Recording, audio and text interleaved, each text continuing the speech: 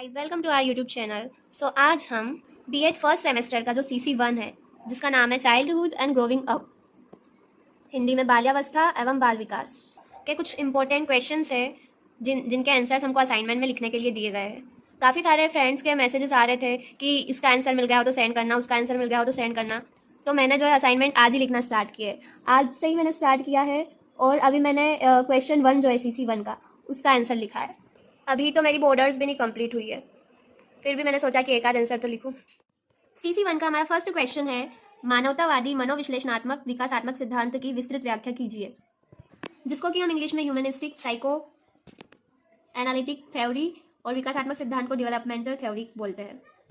सबसे पहले हमको मानवतावादी मनोविश्लेषणात्मक सिद्धांत को समझाना है। अब ये पहले तो क्वेश्चन को समझो। ये जो विकासात्मक सिद्धांत है ये कई सारे साइंटिस्ट ने दिया हुआ है, जैसे कि जीन पियाजे ने दिया है, फिर एरिक्सन ने दिया है, कोलबर्ग ने दिया है।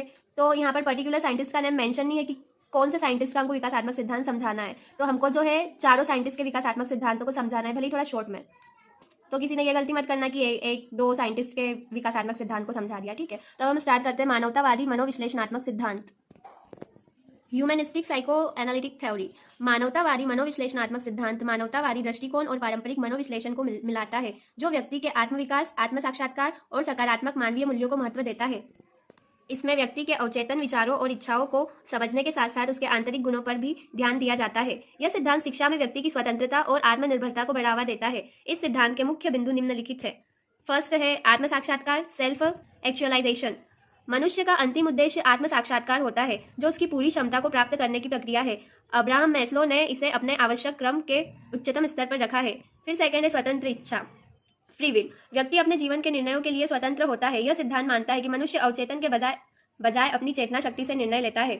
थर्ड है मानवीय अच्छाई पर जोर, एम्फेसिस ऑन ह्यूमन। मनुष्य स्वाभाविक रूप से अच्छा होता है और यही परिस्थितियों में बेहतर निर्णय लेने की क्षमता रखता है। सही परिस्थितियों में, है ना। मतलब मनुष्य जो होता है वो स्वाभाविक रूप से अच्छा होता है और सही परिस्थितियों में बेहतर निर्णय लेने की क्षमता रखता है। फिर फोर्थ पॉइंट है कार्ल रोजर्स का योगदान, कॉन्ट्रीब्यूशन ऑफ कार्ल रोजर्स। उन्होंने क्लाइंट केंद्रित चिकित्सा पर ध्यान दिया है, जहां सहानुभूति और बिना शर्त सकारात्मक संबंधों से व्यक्ति अपने आंतरिक संघर्षों को हल कर सकता है। फिफ्थ पॉइंट है समग्र दृष्टिकोण, होलिस्टिक अप्रोच। यह सिद्धांत व्यक्ति को संपूर्ण रूप से देखता है, जिसमें मानसिक, शारीरिक और भावनात्मक पहलुओं को एकीकृत रूप से समझा जा सकता है। ये था हमारा मानवतावादी मनोविश्लेषणात्मक सिद्धांत। अब हम बात करेंगे विकासात्मक सिद्धांत की, डेवलपमेंटल थ्योरी। विकासात्मक सिद्धांत यह समझने का प्रयास करता है कि व्यक्ति अपने जीवन के विभिन्न चरणों में शारीरिक, मानसिक और सामाजिक रूप से कैसे बदलता है, मतलब उसमें क्या क्या चेंज होते हैं। शिक्षा के क्षेत्र में यह सिद्धांत शिक्षक को छात्र के विकास के विभिन्न चरणों को पहचानने और उनके अनुसार शिक्षण की रणनीतियां विकसित करने में सहायता करता है। इस सिद्धांत के मुख्य बिंदु निम्न है। फर्स्ट है जीन पियाजे का संज्ञानात्मक विकास सिद्धांत, gene Piaget's cognitive development theory. इसके अंतर्गत फर्स्ट जो है पहला चरण जो है संवेदी मोटर चरण, सेंसरी मोटर स्टेज, जो कि 0 से 2 ईयर्स का होता है। बच्चे इस चरण में इंद्रियों और क्रियाओं के माध्यम से दुनिया को समझते हैं।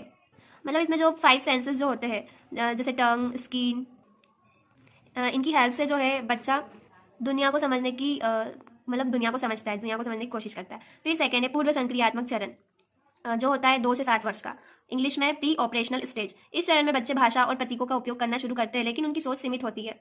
ये एज में जो है बच्चे बोलना स्टार्ट कर देते हैं, बट उनकी जो सोचने की क्षमता होती है, मतलब अपने आसपास जो देखते हैं कि हाँ ये ऐसा है तो ऐसा ही है, मतलब उससे ज़्यादा वो कुछ सोच नहीं पाते। आसपास की जितनी इन्फॉर्मेशन होती है बस उसी को वो सही समझते हैं। फिर होता है 7 से 11 वर्ष का समय।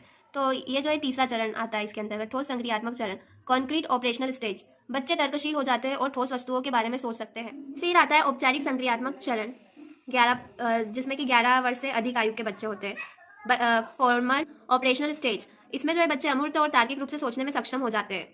फिर सेकंड है एरिक्सन का मनोसामाजिक विकास सिद्धांत, Erikson psycho social development theory. Erikson ने व्यक्तित्व विकास के 8 चरण बताए हैं, जिनमें से हर एक में व्यक्ति को एक विशेष संघर्ष से गुजरना पड़ता है, जैसे कि किशोरावस्था में पहचान बनाम भूमिका भ्रम, मतलब उनको वो कि अपनी पहचान बनाना है, हमको लोग जाने, झांकी हो हमारी, मतलब इस टाइप से बच्चे सोचते हैं ना।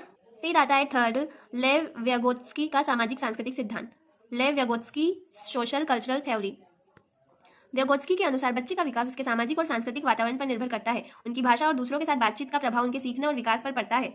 फोर्थ है कोलबर्ग का नैतिक विकास सिद्धांत, कोलबर्ग्स मोरल डेवलपमेंट थ्योरी। नैतिक तर्क के 3 चरण होते हैं, पूर्व परंपरागत, परंपरागत और उत्तर परंपरागत। इनमें व्यक्ति का नैतिक विकास क्रमशः सजा से बचने, सामाजिक मानदंडों का पालन करने और सार्वभौमिक नैतिक सिद्धांतों को अपनाने की दिशा में आगे बढ़ता है।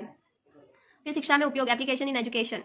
विकासात्मक सिद्धांत शिक्षक को यह समझने में मदद करता है कि छात्र किस प्रकार की संज्ञानात्मक, सामाजिक और भावनात्मक जरूरतें रखते हैं। इससे शिक्षकों को उनकी शिक्षा विधियों को छात्रों की विकासात्मक आवश्यकताओं के अनुसार अनुकूलित करने में सहायता मिलती है। और आप लोग जैसा कि व्हाट्सएप पे कमेंट करते हैं, मतलब वीडियोस के बारे में कि नाइस, अच्छा है, तो अगर आप यूट्यूब के कमेंट सेक्शन में कमेंट करोगे तो मुझे और भी खुशी होगी। So thank you all of you and thanks for watching my video. Do like, subscribe and share.